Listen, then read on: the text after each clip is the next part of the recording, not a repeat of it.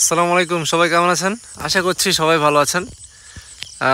বর্ষাকালীন শশা চাষ এটা কিন্তু শুরু হয়ে গেছে। এখন কিন্তু আগাম বর্ষাকালীন শশা চাষ চলছে।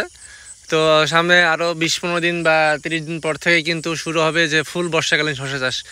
তো দেখেন এখন কিন্তু আমার আগাম বর্ষাকালীন ভ্যারাইটি কিন্তু আমার লাগানো হয়ে গেছে। তো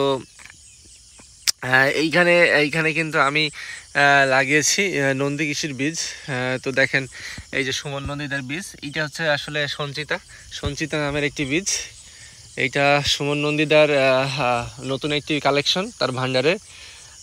তার যে বীজের কোয়ালিটি সেটা নিয়ে আমার কোনো সন্দেহ নেই, তার যে বীজের কোয়ালিটির ধরন সেটা নিয়ে আমার কোনো সন্দেহ নেই।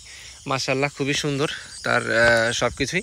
তো দেখেন মাশাআল্লাহ গাছের গ্রোথটা আপনাদেরকে দেখাই। এই গাছগুলাতে দেখেন এই যে কত সুন্দর কিন্তু গাছের শেপ সাইজ। এখানে দুটো গাছ রয়েছে, দুটো গাছেরই এখানে দুটো গাছ রয়েছে।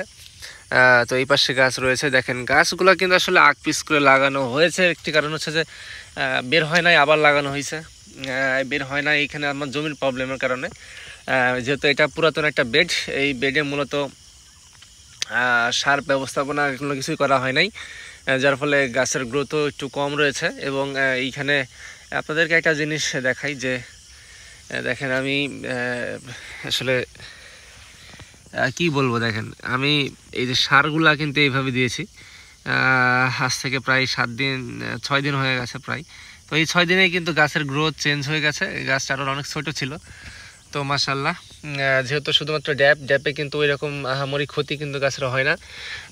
তো এই হচ্ছে প্রত্যেকটি লাইনে কিন্তু এরকম আমার গাছ কিন্তু দেখতে ফাঁকা লাগে, কারণ হচ্ছে আমি শশা গাছগুলো একটু ফাঁকে ফাঁকে লাগাই। এইটা হচ্ছে আমার পুরাতন বেডের কিন্তু গাছ। আর সবচেয়ে বড় কথা, শশা এইরকম ফাঁকা ফাঁকা করে লাগানোর পরেও কিন্তু দেখি যে আমার গাছে জট বেঁধে গেছে। আসলে শশা সর্বোচ্চ আমার কাছে মনে হয় 18 থেকে 20 ইঞ্চি পর পরে দেওয়াই ভালো। তো পরিশেষে ধন্যবাদ সুমন নন্দী দাদাকে এত সুন্দর বীজ আসলে আমাদের মাঝে নিয়ে আসার জন্য। আর বীজের যা কোয়ালিটি সব কিছুই ঠিকঠাক।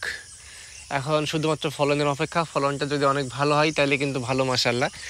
এইখানে আবার 119 এবং সঞ্চিতা দেওয়া রয়েছে, এবং সামনে যেগুলো লাগাবো সেগুলোতে কিন্তু 119ই লাগাবো, কারণ ওই জাতটা আসলে একটা মিরাক্কেল জাত। ধন্যবাদ সবাইকে, আসসালামু আলাইকুম।